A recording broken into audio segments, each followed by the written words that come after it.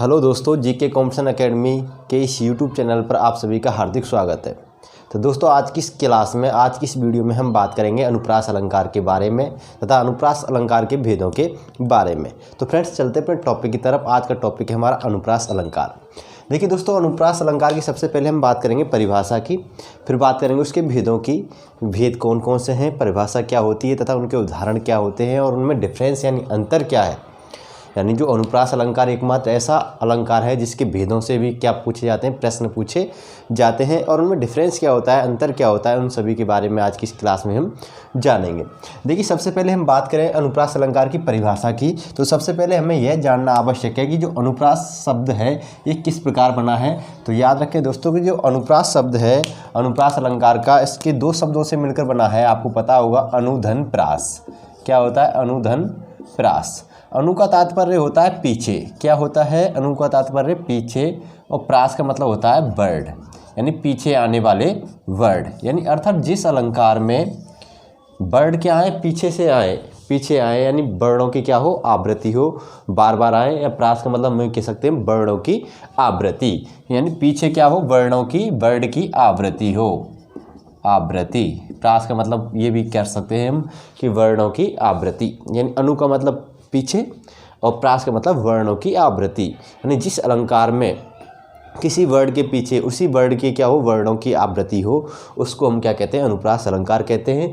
परिभाषा के रूप में हम पढ़ें तो कह सकते हैं कि काव्य की जिस रचना में व्यंजन वर्णों की, मेन चीज़ याद रखना है, यहाँ से एक प्रश्न बन सकता है एग्जाम के लिए कि काव्य की जिस रचना में व्यंजन वर्णों की बार बार आवृत्ति हो, क्या हो, बार बार आवृत्ति हो, और उस आवृत्ति के कारण क्या हो, उस काव्य में चमत्कार उत्पन्न हो, सौंदर्य उत्पन्न हो, तो वहाँ पे क्या होता है, अनुप्रास अलंकार होता है। ये अलंकार की परिभाषा है। हम कह सकते हैं अनुप्रास अलंकार में क्या होता है, वर्णों की बार बार आवृत्ति होती है, लेकिन किन वर्णों की होती है, व्यंजन वर्णों की। ये भी याद रखना है, एग्जामिनर डायरेक्ट ये पूछ सकता है कि अनुप्रास अलंकार में जो आवृत्ति होती है, अनुप्रास अलंकार में आवृत्ति होती है। ऑप्शन में दे देगा आपको व्यंजन वर्णों की, स्वरों की, आपको ये भी दे देगा कि संयुक्त वर्णों की, ये भी कह सकता है आपको ऊष्म वर्णों की, स्पर्श वर्णों की, यानी कोई भी चार ऑप्शंस बना के रख देगा। तो आपको याद रखना है कि व्यंजन वर्णों की क्या होती है, अनुप्रास अलंकार में आवृत्ति होती है।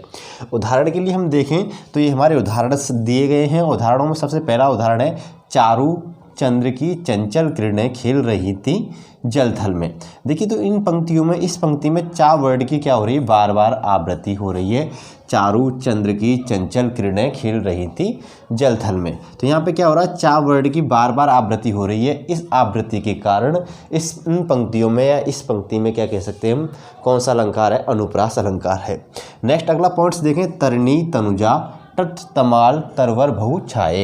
यानी यहाँ पे भी आपने देखा कि ता वर्ड की क्या हो रही है, बार बार आवृत्ति हो रही है, और ता वर्ड की बार बार आवृत्ति होने के कारण इस पंक्ति में कौन सा अलंकार होगा, अनुप्रास अलंकार होगा। इसके बारे में मैंने बता ही दिया। तरणी बोलते हैं सूर्य को, तनुजा बोलते हैं पुत्री को, यानी इससे क्या हुआ, तरणी तनुजा बोलते हैं सूर्य पुत्री को। तो सूर्य पुत्री किसे कहते हैं, यमुना नदी को कहते हैं। और यमुना नदी के तट पर तमाल मतलब बड़े, और तरवर मतलब वट वृक्ष, बरगद के पेड़ बहुत मात्रा में छाए हुए हैं। इस पंक्ति का अर्थ मैंने आपको पिछली क्लास में बता भी दिया है। अगले पॉइंट है, मधुर मधुर मुस्कान मनोहर मनुज वेश का उजियाला। यानी यहाँ पे क्या हो रहा है, माँ वर्ड की बार बार आवृत्ति हो रही है। इस वजह से इस पंक्ति में कौन सा अलंकार है, अनुप्रास अलंकार है। ये तो हो गई एक नॉर्मली सी जानकारी, एक सामान्य जानकारी जो ज़्यादातर स्टूडेंट्स जानते हैं कि अनुप्रास अलंकार में क्या होता है, वर्णों की आवृत्ति होती है। लेकिन आपको मैं एक बात और बता दूं कि अनुप्रास अलंकार के ऐसे बहुत सारे उदाहरण भी हैं जिनमें वर्णों की आवृत्ति भी नहीं होती है और शब्दों की आवृत्ति होती है।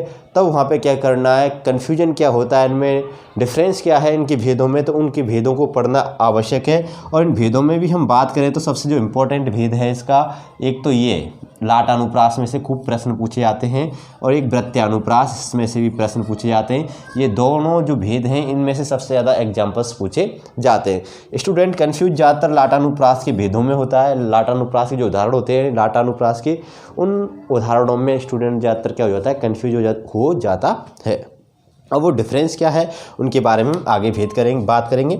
तो देखिए अनुप्रास अलंकार के 5 भेद होते हैं। कितने भेद होते हैं? 5 भेद, जिनमें पहला भेद है छेकानुप्रास, दूसरा भेद है वृत्त्यानुप्रास, तीसरा भेद है लाटानुप्रास और चौथा भेद है श्रुत्यानुप्रास और 5वां भेद है अंत्यानुप्रास। तो बात समझ में आपको आ गई होगी कि अनुप्रास अलंकार के कितने भेद होते हैं? 5 भेद होते हैं। 5 भेदों के नाम हमने लिख दिए हैं। अब इसके बाद में हम जो बात करेंगे, इसके बाद में जो हम पढ़ेंगे इन 5 भेदों के बारे में पढ़ेंगे डिटेल से कि छेकानुप्रास क्या होता है, वृत्त्यानुप्रास क्या होता है, लाटानुप्रास क्या होता है, श्रुत्यानुप्रास क्या होता है और अंत्यानुप्रास क्या होता है। अब सबसे पहले हम बात करेंगे छेकानुप्रास की कि छेकानुप्रास अलंकार की परिभाषा क्या है और उसके उदाहरण क्या हैं। छेकानुप्रास, देखिए छेकानुप्रास में क्या होता है कि छेकानुप्रास में व्यंजन वर्णों की आवृत्ति तो होती है, लेकिन आवृत्ति कितनी बार होती है? एक बार होती है। बात समझना कि छेकानुप्रास में हम कह सकते हैं कि व्यंजन की स्वरूप व क्रम से क्या होती है? एक बार आवृत्ति होती है। कितनी बार होती है? एक बार आवृत्ति होती है। किसमें? छेकानुप्रास में। एक गौर करने वाली बात है। एक बार आवृत्ति का मतलब ये है कि मान चलो कोई का वर्ड है, उसका एक ही बार का आएगा। कितनी बार? इस का वर्ड की आवृत्ति कितनी बार होगी? ओनली एक बार। मान चलो माँ वर्ड है, इसकी आवृत्ति कितनी बार होगी? एक ही बार होगी। यानी हम कह सकते हैं कि एक वर्ड यानी एक स्वरूप वाला वर्ड व्यंजन, एक स्वरूप वाला व्यंजन कितनी बार आएगा? 2 बार आएगा। यानी एक स्वरूप या क्रम वाले व्यंजन की क्या होगी? एक ही बार आवृत्ति होगी। उस अलंकार को क्या कहेंगे हम? छेकानुप्रास कहते हैं। कि जहाँ यानी जिस अलंकार में या जिस पंक्ति में किसी व्यंजन वर्ड की स्वरूप व क्रम से क्या हो? एक ही बार आवृत्ति हो, वहाँ पे क्या होता है? छेकानुप्रास। जैसे देखें एग्जाम्पल्स में, कानन कठिन भयंकर भारी घोर घाम बारी ब्यारी। पहले एग्जाम्पल्स हैं कि कानन, कानन किसका पर्यायवाची होता है? जंगल का। शब्दों को याद भी रखना यहाँ से। तो यहाँ पे क्या हो रहा है कि का वर्ड की एक बार आवृत्ति ये हो गई, एक बार ये आ गया। अब इसका का वर्ड है, एक ही बार और आएगा, ये आ गया। यानी हम कुल मिला के कह सकते हैं कि एक बार ये जो आवृत्ति हुई है दोस्तों, यहाँ पे एक ही बार हुई। कितनी बार हुई? एक बार। यानी एक बार तो ये आ गया और एक बार ये आ गया, तो ये 2 बार आवृत्ति हो गई यहाँ पे। अब हम आगे देखें भयंकर भारी, तो यहाँ पे भा है और एक भा एरा, इसकी भी क्या हो गई? एक बार आवृत्ति हो गई। यहाँ पे घोर घाम, एक घा ये आ गया, एक घा ये आ गया, यहाँ पे भी क्या हुई? एक बार आवृत्ति हुई। यानी एक व्यंजन वर्ड की क्या होगी? एक ही बार आवृत्ति होगी। यानी का आया है तो का के बाद में एक और का आ गया, लेकिन फिर आगे का नहीं आएगा। इधर भा आ गया तो एक और बार भा आ गया, एक बार और उसकी आवृत्ति होगी। इधर घा की एक बार आवृत्ति हुई है। यानी जिस पंक्ति में एक व्यंजन वर्ड की एक बार ही आवृत्ति हो, वहाँ पे कौन सा अलंकार होगा? छेकानुप्रास अलंकार होगा। देखिए, इस करुणा कलित हृदय में क्यों विकल रागनी बजती है। यहाँ पे केवल का की और ये का की एक ही बार आवृत्ति हुई है। इसके बाद में किसी भी वर्ड की डबल यानी पुनरावृत्ति नहीं हुई है, आवृत्ति नहीं हुई है। उसकी मधुर मुस्कान किसके हृदय तल नहीं बसी। उसकी मधुर मुस्कान, मधुर मुस्कान, देखिए यहाँ पे माँ वर्ड की आवृत्ति और एक माँ एरा। इसके बाद में और किसी वर्ड की आवृत्ति नहीं हुई है, केवल माँ वर्ड की एक ही बार आवृत्ति हुई है। अगला मोहिनी मूरत, एक ये माँ आ गया, एक माँ आ गया। सामरी सूरत, एक ये आ गया। नैना बड़े विशाल, नैना बड़े विशाल, तो यहाँ पर हम कह सकते हैं माँ की एक बार आवृत्ति और इधर सा की भी एक बार आवृत्ति हुई है। यानी कुल मिला के कह सकते हैं कि जिस अलंकार में किसी व्यंजन वर्ड की एक बार आवृत्ति हो, वहाँ पे क्या करते हैं? वहाँ कौन सा अलंकार करेंगे हम? छेकानुप्रास। देखिए ज़्यादातर तो ये एग्जाम्पल्स दे दिए जाते हैं और उनके भेद ना देकर ऑप्शंस में केवल अनुप्रास अलंकार पूछता है, तब तो आपको अनुप्रास अलंकार बताना है। यानी इन पंक्तियों में क्या है? अनुप्रास अलंकार है। लेकिन अनुप्रास अलंकार के भेदों में भी पूछे कि अनुप्रास अलंकार का कौन सा भेद है इन पंक्तियों में, तो आपको बता देना छेकानुप्रास अलंकार के क्या है, ये उदाहरण है। छेकानुप्रास में क्या होता है कि वर्ड की, किसी व्यंजन वर्ड की एक ही बार आवृत्ति होती है, ओनली एक बार, केवल एक बार। अब बात करते हैं हमारा जो दूसरा अलंकार है वृत्त्यानुप्रास। तो यानी इसमें तो एक बार आवृत्ति हो रही है, जो इसका इसमें तो एक बार, फिर अनेक बार भी तो होगी कि जिसमें एक बार से अधिक आवृत्ति हो, उसको बोलते हैं वृत्त्यानुप्रास। उसको क्या बोलते हैं? वृत्त्यानुप्रास। और छेकानुप्रास को क्या बोलते हैं? एक बार आवृत्ति। तो यहाँ तो एक बार आवृत्ति वाले उदाहरण आ गए। अब जिनमें बार बार, जैसे मैं कह दूँ चंदू के चाचा ने चंदू की चाची को चांदी की चम्मच से चटनी चटाई, यहाँ तो चाचा बहुत बार आ गया। बाकरगंज के बांकीपुर में बनवारी लाल बनिया वास करता है। तो यहाँ पे बाबा वर्ड की बहुत है। खड़क सिंह के खड़कने से खड़कती हैं खिड़कियाँ, खिड़कियों के खड़कने से खड़कता है खड़क सिंह। यहाँ पे खा वर्ड की बार बार आवृत्ति हो गई। तो ऐसे जो उदाहरण होंगे जिनमें किसी व्यंजन वर्ड की बार बार आवृत्ति हो रही है, वो अनुप्रास अलंकार का जो दूसरा भेद है वृत्यानुप्रास, उसके उदाहरण होंगे। अब हम बात करेंगे अनुप्रास अलंकार के दूसरे भेद वृत्यानुप्रास के बारे में।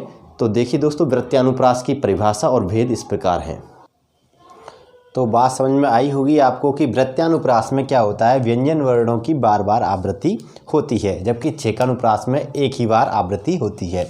देखिए वृत्यानुप्रास में क्या होता है कि इसमें व्यंजन वर्णों की एक से अधिक बार क्या होती है, आवृत्ति होती है। ये परिभाषा समझना। मैंने बताया कि छेकानुप्रास में एक बार, और जबकि वृत्यानुप्रास में क्या होगी, अनेक बार होगी। ठीक है दोस्तों, उदाहरण देखें तो भव्य भावों में भयानक भावना भरना नहीं। अब यहाँ पे क्या होगा, बार बार, एक बार नहीं, बार बार, भव्य भावों में भयानक भावना भरना नहीं। तो यहाँ पे भा की कितनी बार आवृत्ति हुई, एक बार, दो बार, तीन बार, चार बार और पांच बार, यानी एक से अधिक बार आवृत्ति हो रही है। चमक गई चपला चमचम, यहाँ चार बार चा वर्ड की क्या हुई है, आवृत्ति हुई है। चपला किसको बोलते हैं, बिजली को, जो आकाश में गरजने वाली बिजली होती है, ये उसका पर्याय है। याद रखना, पर्यायवाची शब्द अगर आपको अच्छे से याद होंगे तो इन पंक्तियों का अर्थ करने में आपको कहीं दिक्कत नहीं होगी। चंदन सा बदन चंचल चितवन, यहाँ चा वर्ड की तीन बार आवृत्ति हुई है। उसके अलावा मैंने जो पहले स्टार्टिंग में एग्जाम्पल्स बताए थे, चारू चंद्र की चंचल किरणें खिल रही थी जलथल में, वो भी वृत्यानुप्रास का उदाहरण है। तरनी तनुजा टट तमाल तरवर फल बहु छाए, या तरवर बहु छाए, तो ये क्या है, ये सभी किसके उदाहरण हैं, वृत्यानुप्रास के उदाहरण हैं, जहाँ पे क्या हो, किसी वर्ड की बार बार आवृत्ति हो। और आपने सुना होगा कि जैसे हम खड़क सिंह के खड़कने से खड़कती हैं खिड़कियाँ, खिड़कियों के खड़कने से खड़कता है खड़क सिंह, यहाँ पे खा वर्ड की कितनी बार आवृत्ति हुई है। चंदू के चाचा ने चंदू की चाची को चांदी की चम्मच से चटनी चटाई, यह चा वर्ड की कितनी बार आवृत्ति हुई है। तो इस प्रकार की पंक्तियाँ जिनमें किसी वर्ड की या किसी वर्ड समूह की बार बार आवृत्ति हो रही हो, उन सभी पंक्तियों में क्या होगा, वृत्यानुप्रास होता है, यानी अनुप्रास अलंकार होता है। अब बात करेंगे हम अनुप्रास अलंकार की जो तीसरा भेद है लाटानुप्रास, और बहुत ही इंपॉर्टेंट भेद है लाटानुप्रास। इसके बारे में आपको अच्छे से समझना है। देखिए लाटानुप्रास क्या है, इसके बारे में हम बताते हैं।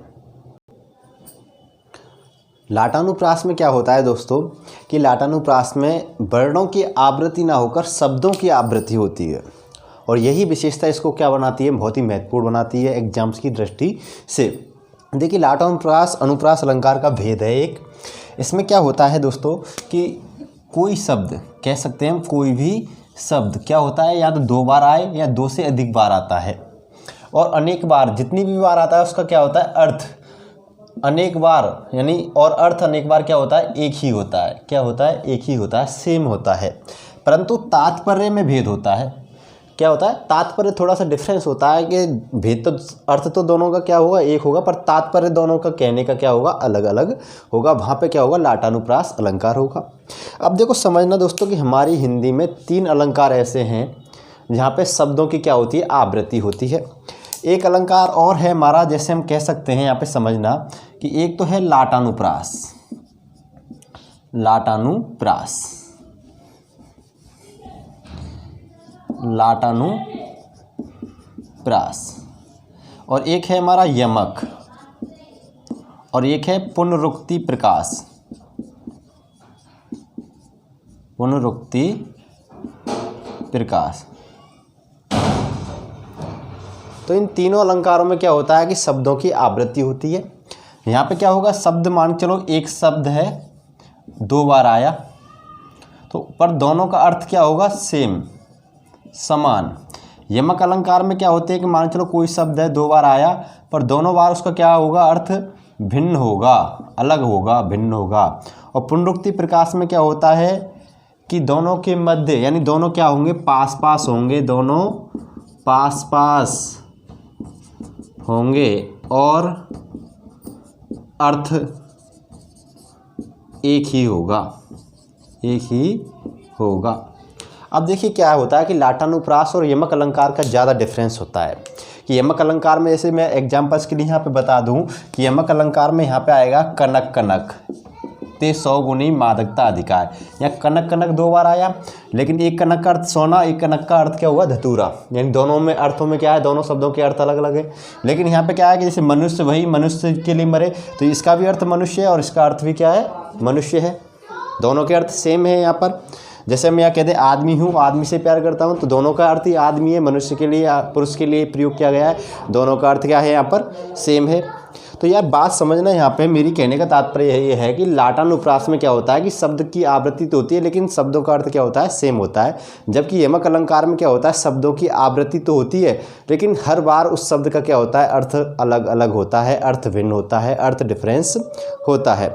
बात करें पुनरुक्ति प्रकाश में, क्या होता है कि पुनरुक्ति प्रकाश में जो शब्दों की जो 2 शब्द आते हैं वो लगातार आते हैं और तुकबंदी के लिए आते हैं। जैसे मैं कह दूं कि धीरे धीरे बोल कोई सुन ना ले, यहाँ पे धीरे धीरे 2 बार आया। ठौर ठौर बिहार करती सुंदर सुर नारियाँ, यहाँ पे ठौर ठौर 2 बार आया, लेकिन दोनों का अर्थ एक ही है और दोनों एक साथ आए। ठीक है, जैसे अभी मैंने बताया था एक एग्जाम्पल्स, चमक गई चमला चपला चमचम, पीछे क्या आ रहा है, चमचम आ रहा है। अगर उस चमचम को अगर देखें तो चमचम के हिसाब से उसमें कौन सा अलंकार होता है, पुनरुक्ति प्रकाश अलंकार होता है, और चा वर्ड की आवृत्ति की वजह से उसमें क्या होता है, प्रत्यानुप्रास अलंकार भी होता है। तो बात समझ गए होंगे। मैं और आपको यहाँ पे आगे चल के समझाऊंगा, पहले इसको समझ लेते हैं लाटानुप्रास को, कि लाटानुप्रास यहाँ पर क्या कह रहा है। देखिए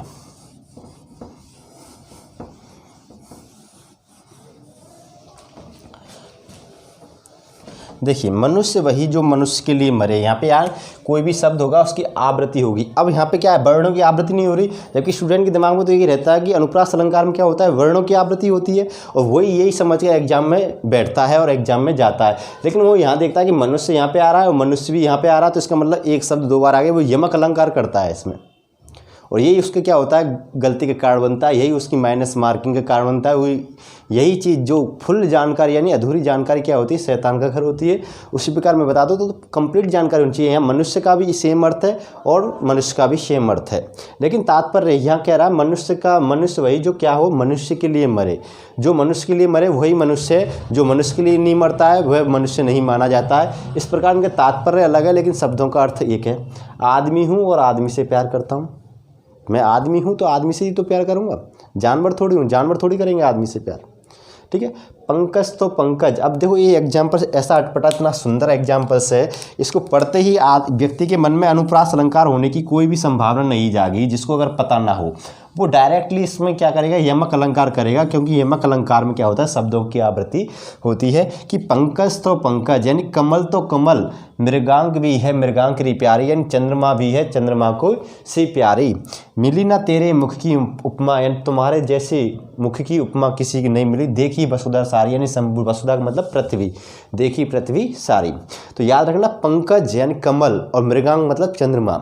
हम हर व्यक्ति को चंद्रमा की और कमल की क्या देते हैं, उपाधि देते हैं, लेकिन चंद्रमा और कमल की को किसी भी चीज़ की उपाधि नहीं दी जा सकती। ऐसी कोई भी चीज़ पृथ्वी पर नहीं है जिनकी उपाधि हम चंद्रमा को या कमल को दे दें। हम कह तो देंगे चांद सा मुख है, लेकिन चांद किस जैसा, चांद को भी कोई उपाधि दी है कि हमने मुख को तो उपाधि दे दी, मुख को उपमा तो दे दी चांद की, लेकिन चांद को हमने किसकी उपमा दी, किसी की भी नहीं। तो चांद और कमल को यहाँ पे एक कवि ने बताया है कि ऐसी चीज़ें हैं जिनकी को किसी भी चीज़ की उपमा नहीं दी जा सकती। पृथ्वी पर ऐसी कोई भी चीज़ नहीं है जो उनके लिए उपमा दी जाए जिनसे। ठीक है, अगला पूत कपूत तो क्यों धन संचय। यहाँ पे पूत का क्या है, एक बार पूत ये आ गया, एक बार पूत ये आ गया, और दोनों पूत का ही मतलब पुत्र है, लेकिन यहाँ पे तात्पर्य अलग है। जो पूत कपूत है तो उसके लिए भी धन को इकट्ठा नहीं करना चाहिए, और पूत सपूत, पूत कपूत, यहाँ पे सपूत है एक जगह, क्या है सपूत।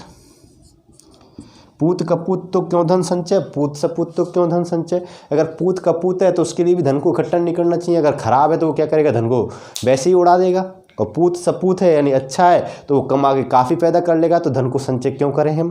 तो यहाँ पे बात समझना, दोनों पूतों का तात्पर्य क्या है, पुत्र ही है, लेकिन यहाँ कपूत की बात हो रही है, और यहाँ तात्पर्य में किसकी बात हो रही है, अच्छे पुत्र की सपूत की बात हो रही है। ये तो हो गया लाटानुप्रास। अब मैं यमक अलंकार, पुनरुक्ति प्रकाश और आपके लाटानुप्रास, इन तीनों में क्या भेद हैं वो समझ लें यहाँ पे एक बार।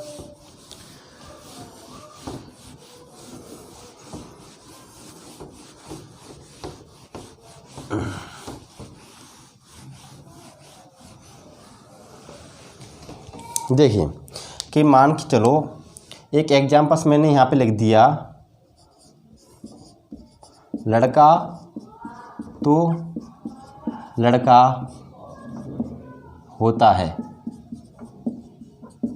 एक मैंने लिख दिया कनक कनकते 100 गुनी, कनक कनक ते 100 गुनी। एक एग्जाम्पल मैंने लिख दिया ठौर ठौर विहार करती। ठीक है, सुंदर सुर नारियाँ, मैंने पूरी पंक्ति नहीं लिखी है, आधी आधी।